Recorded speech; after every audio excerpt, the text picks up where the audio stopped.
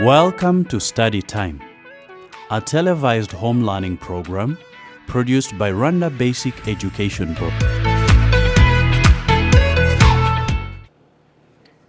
Hello students, a very warm welcome to the TV learning program. As usual, I'm your teacher Herbert, and I will be taking you through the biology of thin air true.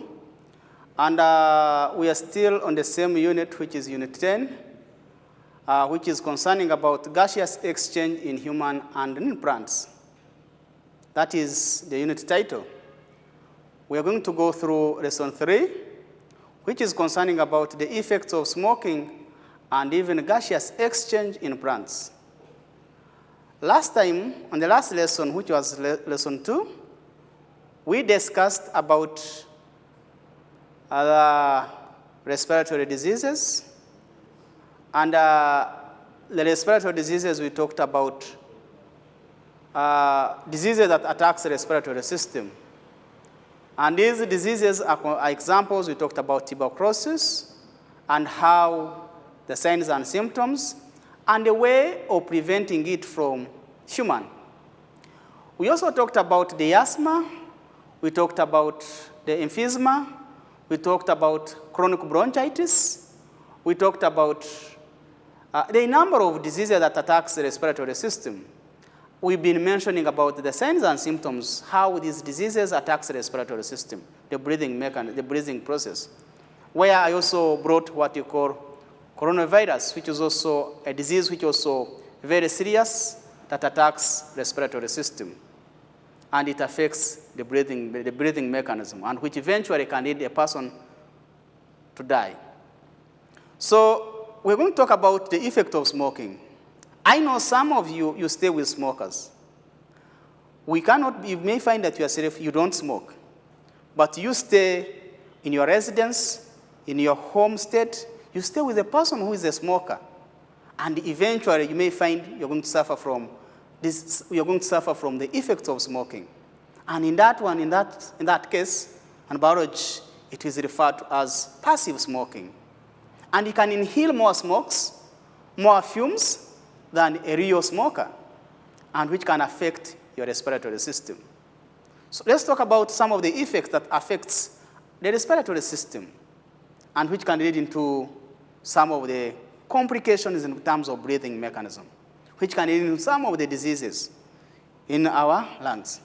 So the learning objective of the lesson we have to be able to explain in details the effect of smoking in the respiratory system. How does smoking process or smoking can affect our respiratory system? If I mention about the respiratory system in general, I'm talking about the breathing process, all right? We're going also to describe the process of gaseous exchange in plants. How does plants make gaseous exchange? In the previous lesson, we talked about how plants gives us oxygen and we give them carbon dioxide. And how does the plant able to absorb carbon dioxide? We mentioned about the diffusion. All right? So let's start our lesson. I will come in my lesson, so enjoy the lesson now. Let's start the lesson. The effect of smoking on the respiratory system. What is smoking? Smoking is the process of inhaling a fume or a smoke into our body. And most of the time when you're a smoker, takes in tobacco. Okay? We have tobacco, and tobacco is very dangerous because one of the major components that makes tobacco, we have nicotine and tar. Nicotine and tar are the major components of tobacco. Tobacco smoking is common because it is increasing day by day. And one of the effects of smoking, we have ever realized it, is what you call cancer, lung cancer. Most of the big percentage who are suffering from lung cancer are smokers. So let's go and talk about the effect of smoking in our respiratory system. The respiratory system is not designed to cope with tobacco smoke. The way how the structure of the respiratory system or the lungs are not designed to be able to cope with the tobacco smoke. Tobacco smoke paralyzes the cilia because there are some of the cilia which are normally beating and trying to purify the air that we breathe and becomes to be a healthy air. Once those cilia become paralyzed, they are no longer be able to purify the air we are breathing in, the respiratory tract, and stops their movement. So eventually, the respiratory tract will be no longer be moving because the cilia has been paralyzed. Tobacco smoke increases the production of mucus because once you're a smoker, that's why most of the time you find some people who are really smoker, who are daily smoker. Most of the time you find they are ever releasing what we call a sputum day by day because there's more production of the mucus in their passages, in their what you call in their air passages, and you try to release that mucus from their air passages.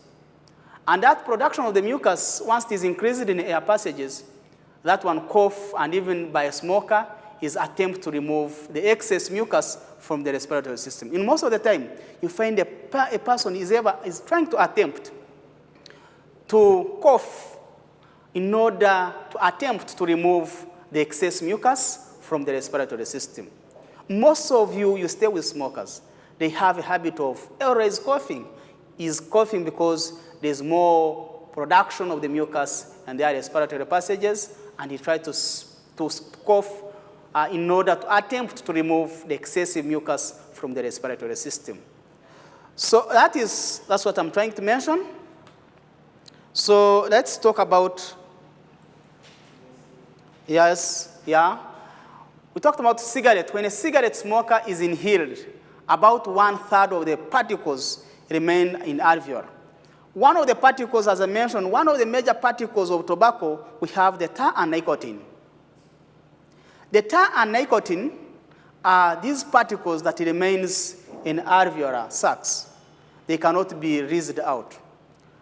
Phagocytic cells, called what we call macrophage, can thoroughly remove many of these particles. We have some of the way how the body can try to defend itself against disease-causing agent.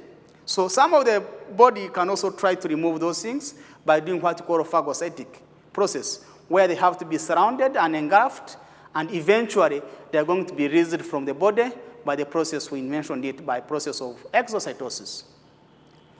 However, an excess particles from smoking or from other source of air pollution breaks down the walls of air sacs and cause the formation of inelastic tissues.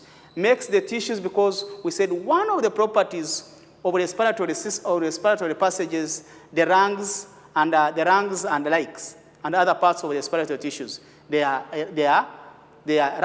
They are elastic. They are able to expand. But because of these particles that accumulates in the respiratory passages, will cause the tissues to become inelastic. Some of the people can also, let me talk about people who are staying in the mining areas, can inhale very many particles, and which can cause, or which can eventually stop the expanding the muscles to become elastic and become inelastic. In that process, the muscles are no longer able to expand, and eventually you may have a breathing problem. Have you understood that? So I said once these air pollution, smokes from tobacco, once they remain in air passages, they can cause the formation of inelastic tissues, and they are no longer to be able to expand. And eventually, you start from suffering eventually you have what you call a breathing problem. Let me try to, this reduces the function area of the respiratory surfaces. Once the tissues are inelastic, they are not able to expand. This will reduce the functioning area of the respiratory surfaces. And in severe cases, may lead to a disease called what we call emphysema. In severe cases, it can lead to what we call emphysema, where the muscles are no longer able to expand. The muscles, the tissues are inelastic. They are not able to expand during inhalation and exhalation. And in some cases, a person will suffer from lung cancer. I have a diagram here. The diagram is well elaborated. I have two lungs. All right, I have the two lungs. You can see, as I mentioned it earlier at the beginning, that once of these particles are not removed from the lungs, what happens? Automatically, the lungs become to be unhealthy. I have two lungs, as you can see. We have that one on the right side, and we have that one on the left side. This one is the left, and this one is right. Try to observe clearly, and you try to mention to see which of the two lungs, one is normal, another one is unhealthy. One is suffering from disease, another one is not suffering from disease. The left one and the right one. Try to observe properly, and then you will tell me. So properly, if I try to auto-locate, we have something which is like a duck here. All right? Cancerous lung. This is a lung which is suffering from cancer. We have this lung which is healthy. It is not affected at all. It is healthy. So I can conclude by saying that smoking can just be one of the agents or one of the processes can lead into lung cancer. Because these the nicotine, are not removed from the lungs and eventually can cause some of the muscles to become inelastic and eventually leads into lung cancer. We have the figure below, we have a normal lung, which is this one, healthy lung, and a lung with cancer. So it means that that one on the right side is suffering from cancer, and this one is a normal lung and is functioning normally. So gaseous exchange in plants now. So before I just go back, let me just go back and I try to highlight something. So smoking is one of the agents that causes lung cancer. In terms of numbers, or in terms of quantification, we can mention that almost 90% of the people who are suffering from lung cancer are smokers. And also people who are even staying maybe in mining areas where they just inhale what you call air polluted, which can also lead into lung cancer. Also, smoking can also lead into what you call chronic bronchitis, a disease that affects the lungs. Not only that, smoking is also very dangerous because it makes the muscles or the tissues of the lungs to become inelastic, and once they become inelastic, so breathing becomes to be a problem, and which can lead into some of the diseases, as I mentioned, lung cancer, emphysema, chronic bronchitis. These are one of the outcomes of smoking. So I would like to tell you, don't smoke.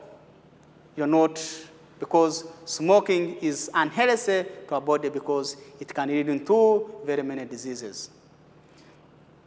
Let's go to gaseous exchange in plants. How do the plants make gaseous exchange? Because in the previous lesson, we talked about gaseous exchange in human. Now we're going to talk about gaseous exchange in plant. How do the plants do gaseous exchange? How do they carry out gaseous exchange? As we saw it in human, we saw the mechanism of breathing. We talked about gaseous exchange. So now we're going to talk about gaseous exchange in plants. The principal gaseous exchange surface for plants are the leaves. Most of the plants, they carry out gaseous exchange by using an organ, its organ, which are the leaves. Leaves, plant leaves, are the site for gaseous exchange. And what makes the leaves to be the site for gaseous exchange? The leaves has small holes or small pores, which are called stomatas, or stomata pores on their surface, where gaseous exchange occur. So stomatas are to plants as lungs as to human. You get me very well? Stomatas are to plants because they are the site for gaseous exchange, as the lungs are to human. Plants do not have a specialized respiratory system like that animals. This is because their metabolic is less active than animals. For us, we have a specialized respiratory system because we are metabolically we are very active compared to the plants. But plants, they don't have a specialized respiratory system because they are less metabolically active. If they are less metabolically active, they don't need a specialized system for gaseous exchange. Only as long as there's presence of stomata, they are able to open and expand, and now the gaseous exchange will occur. Stomata, as I mentioned, stomata are pores that are normally found between the guard cells. Some of you, if you remember properly, if I'm trying to draw the diagram, I'm trying to show you the diagram.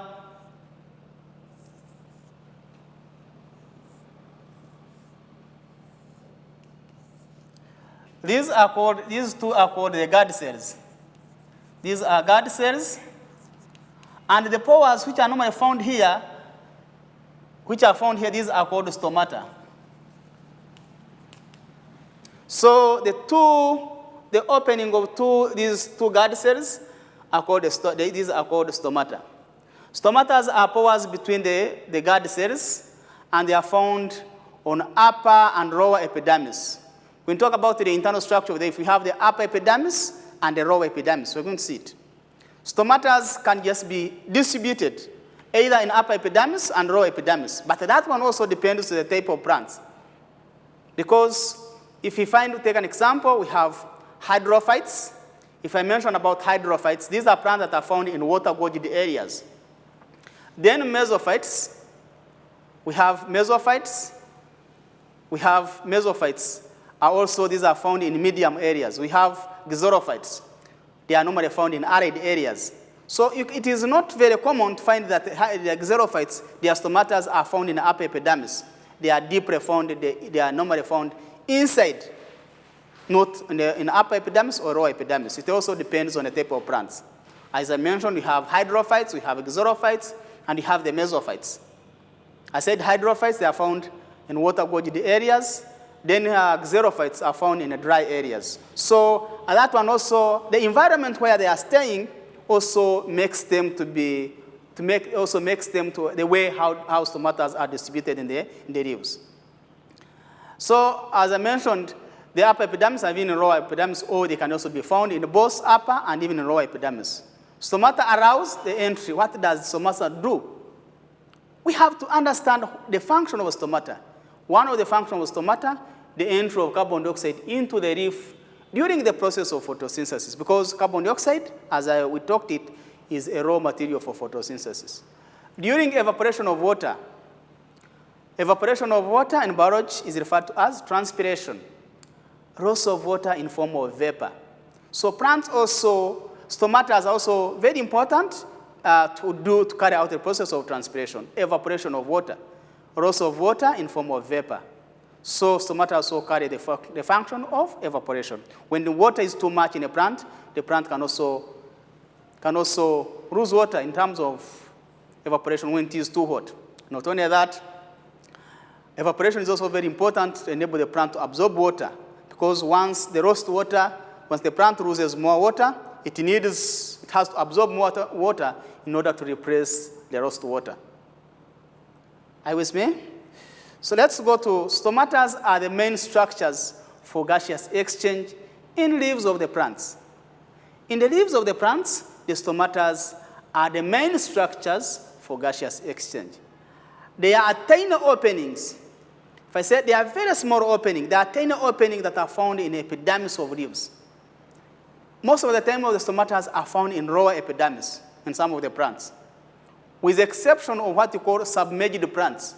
Submerged plants, these are plants that are found in water areas, in water-gorged areas. So plants that are found in submerged plants are plants that are found in water areas. Stomata are present in all the leaves of the plant. Most of the land plants have stomata in lower surface of the leaves, as I mentioned. You have in your homestead, where you're staying, most of the plants these are most land plants, their stomata are on lower surface of the leaf.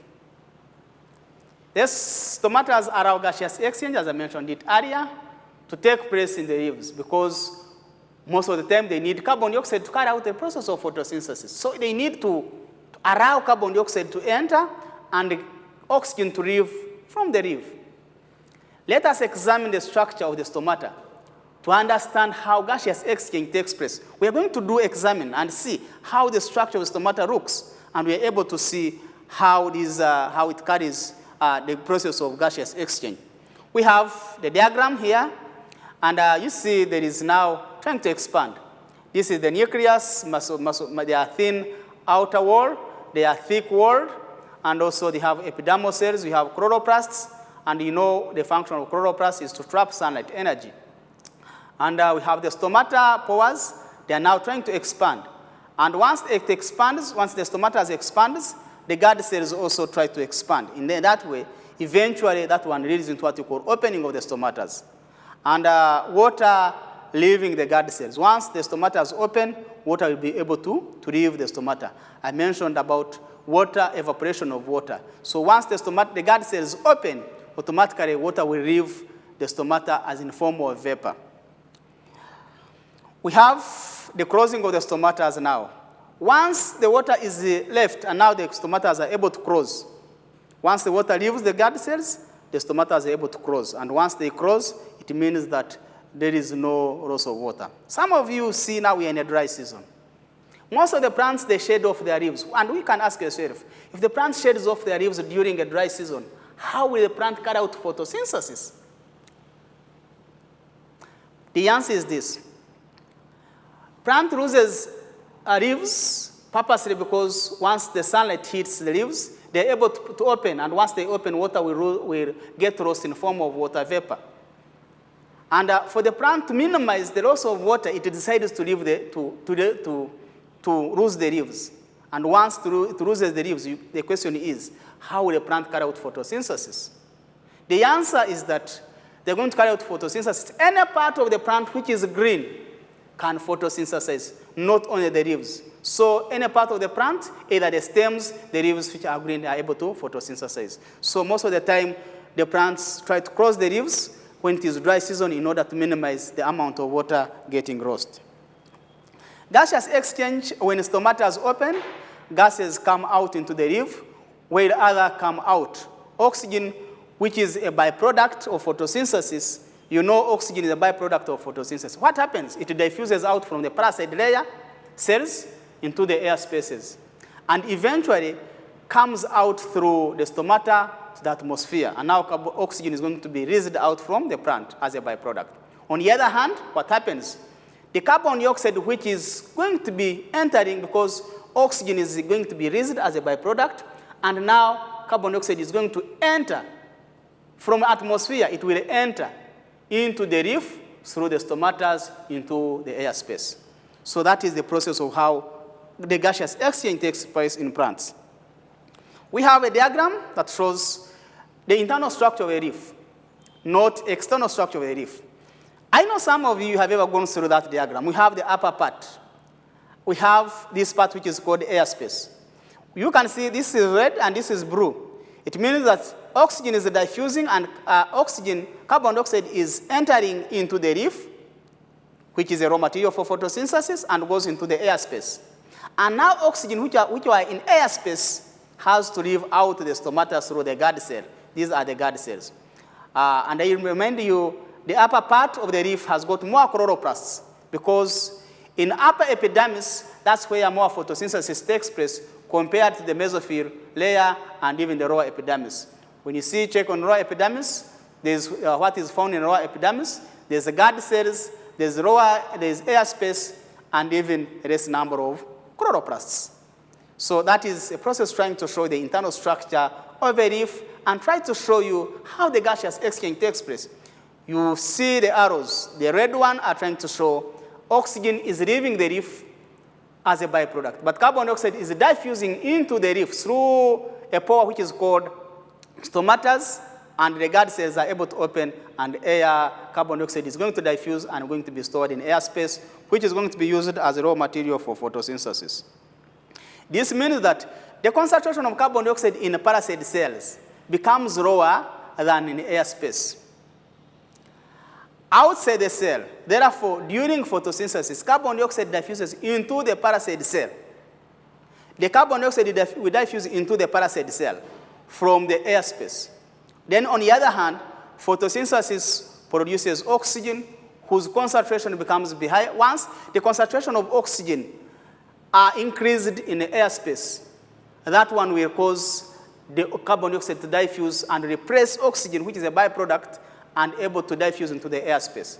So higher concentration of oxygen in the parasite layer leads the diffusion of carbon dioxide. As in human, once the carbon dioxide increases in the blood, what happens?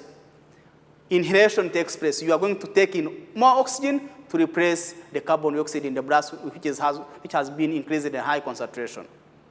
So that is, on the other hand, photosynthesis produces oxygen, whose concentration becomes to be high inside the parasite cells than in airspace, and that's supposed to be surrounding cells. So stems of the wooded terrestrial trees and even shrubs have areas of Ross arrangement cells with a large airspace. So these terrestrial trees and even shrubs, they have a large airspaces between them. These cells together form a structure called what we call lens cells. Lens cells are formed when the epidermis is replaced by the bark. And lens cells appear scattered on the surface of the stem as small raised open. So, students, we are winding and we are ending our lesson. And when we are ending our lesson, we have to give lesson assessment. We have to give you an assessment or an exercise. You call it an assessment, an exercise. So you're going to go through that exercise, and we are able to work on it on the next onset lesson of biology in senior 2. So number 1, I said, what are the structural differences between guard cells and other epidermal cells? Number 2, although the leaves are the main organs of gaseous exchange in plants, the roots also absorb oxygen in the soil. Why is this necessary? The roots can also absorb oxygen in the roots. Why is it necessary? So student, that is home assignment. I engage you to do the home assignment. And thank you for your active participation and listening, and even quoting some important words that I've been mentioning. I wish you to enjoy the rest of the day, and see you next time, and may God bless you.